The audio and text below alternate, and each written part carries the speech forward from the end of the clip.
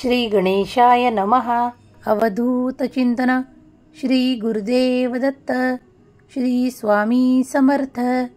जय जय स्वामी समर्थ. देव म्हणतात, तुझ्यासाठी मी खूप काही असे आशीर्वाद आणले आहेत जे तू माझ्याकडे अपेक्षा करत आहेस.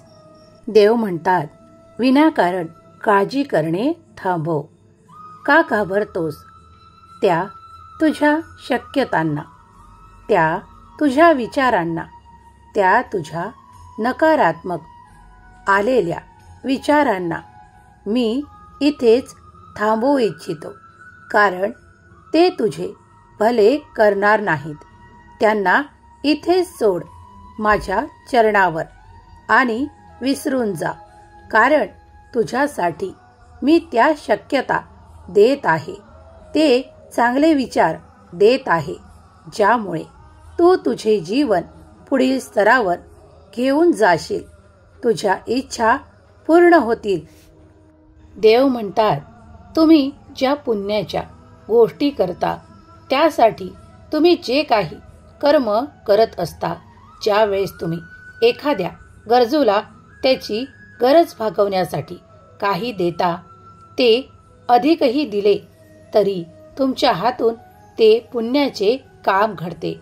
कारण जेव्हा कुणाची गरज असताना तुम्ही मदत करता, ते पुण्य ठरते. आम्ही म्हणत नाही की खूप काही खर्च करूनच काही तुम्ही केले पाहिजे, पण कधी कधी अशा काही गोष्टी ज्या छोट्या छोट्या असतानाही त्यातून तुम्हाला पुण्य अधिक प्राप्त होते. देव म्हणतात, तुझे कुटुंब आणि तू पूर्णपणे प्रयत्नशील आहात, मी जाणतो. पण कधी कधी तुमच्या विचारांमध्ये नैराश्यता येते. ती का बरं? जर विचार केला तर तुला या आयुष्यात काहीही कमी नाही. तुझ्याकडे लक्ष्मीची कमी नाही, तुझ्याकडे विद्येची कमी नाही, तुझ्याकडे संपत्तीची कमी नाही. बाळा, जर तू तुझ्याकडे काय आहे हे बघशील तर तुझ्या मनाला खूप समाधान प्राप्त होईल आणि त्या समाधानामुळे तू परमेश्वराचे, ईश्वराचे धन्यवाद सुद्धा करशील. अरे, देव म्हणतात, माझी इच्छा आहे की तू खूप प्रयत्न करून पुढे जावे. कारण तुझ्या प्रयत्नांना आम्ही यश प्रदान करू. कारण ते तुला हवे आहे. ज्यासाठी तू इतके प्रयत्न करत आहे, त्यात तुला यश संपादन करायचे आहे, तर तुला थोडी वाढ होईल. देव म्हणतात, बाळा, आम्ही तुझ्यावर खूप प्रेम करतो. तूही आम्हाला किती प्रेमाने हाका मारतोस हे आम्ही जाणतो. म्हणूनच तुझ्यापर्यंत येतो. हा संदेश पूर्ण ऐक बाळा. तुला जी काही काळजी वाटत आहे ती या क्षणापासून दूर व्हायला सुरुवात होईल. कारण तू स्वामी आईचा धावा केला आहे. म्हणूनच स्वामी आई तुझ्यापर्यंत आली आहे. तेव्हा आता मनाला निश्चिंत कर.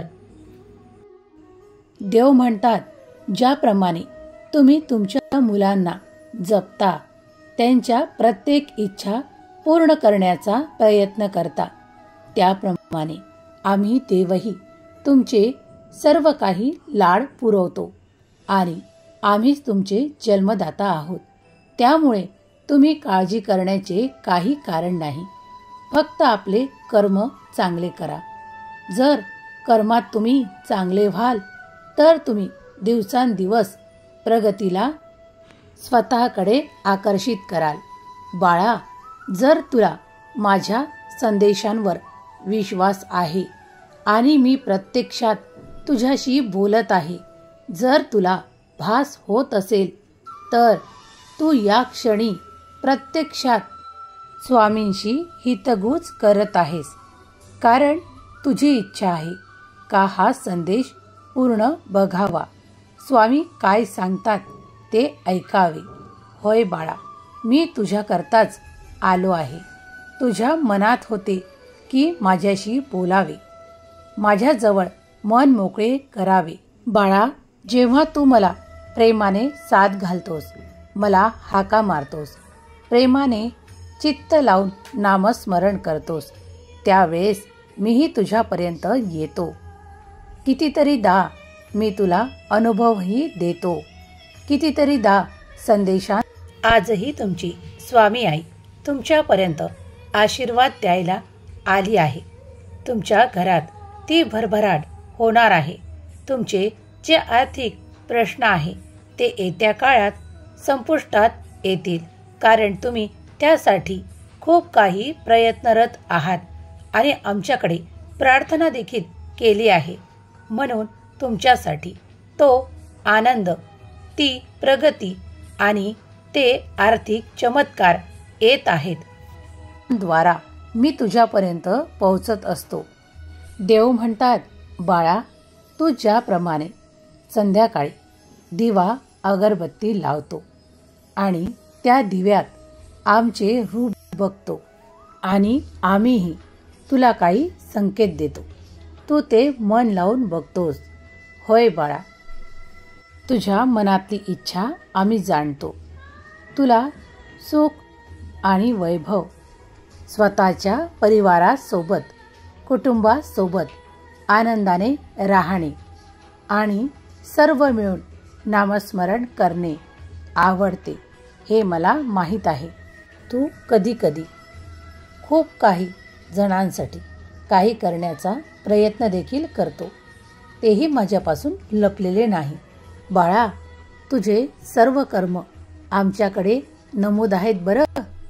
तू खूप काही अशा चांगल्या गोष्टी करून जातो ज्या कधी काळी तू जास्त विचार करूनही करत नाहीस, पण त्या चांगल्या केल्या जातात आमच्या आशीर्वादाने. देव म्हणतात, आज तू ज्याप्रमाणे सर्व काही सेवा केली आहे ती आमच्याकडे रुजू झाली आहे. बाळा, ज्याप्रमाणे तू प्रेमाने आम्हाला हाका मारतोस आणि आमची सेवा करतोस याचा मलाही आनंद होतो. बाळा, आज तुला आशीर्वाद देऊ इच्छितो. पुढील येणारा काळ तुझ्यासाठी खूप शुभ राहील. तुझ्या घरात भरभराट होईल. अन्नधान्याने तुझे घर भरून येईल.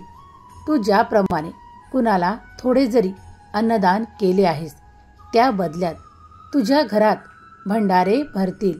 होय बाळा, तू सत्य ऐकत आहेस, तेव्हा चांगले कर्म करायला विसरू नकोस.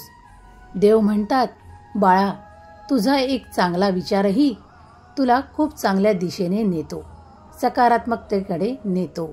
होय, तो विचार आम्हीच तुझ्यापर्यंत पोहोचवत असतो. त्यामुळे कधी काळी तुला कोणी जर काही चांगला संकल्प सांगितला असेल तर तो नक्की कर, कारण त्या मुखातून मीच तुझ्याशी बोलत असतो.